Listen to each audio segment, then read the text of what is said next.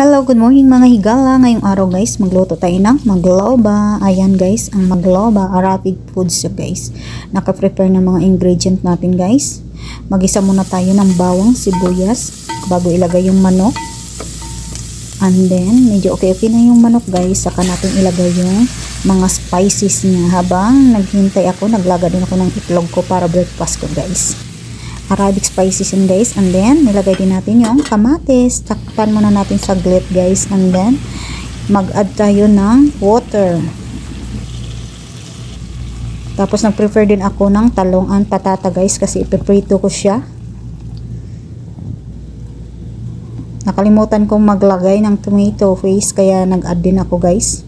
Bago ko nilagay yung gulay. Tulad ng kalabasa and carrots.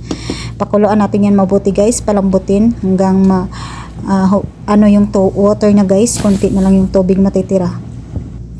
Ayan, nag-breakfast muna ako guys habang nagpiprito, and then nagsaing din ako ng white rice kasi itoppings natin yung white rice. Ayan, naka-ready na siya guys. Naprito na natin yung talong and patata, ganyan paglagay guys, bago ilagay yung nilaga natin kaninang gulay and manok.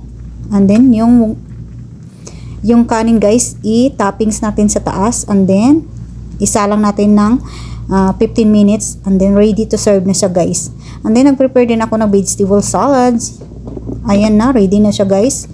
Ganyan guys, kailangan itaob mo siya guys para yung gulay sa ibaba mapataas siya guys. Ganyan, yummy yummy, ready to serve sa mga alaga ko guys. Sobrang sarap yan guys. And then, magpagawa din si Madam ng kika. Ayun na. Thank you for watching. See you in my next video. Bye. Have a nice day everyone. God bless.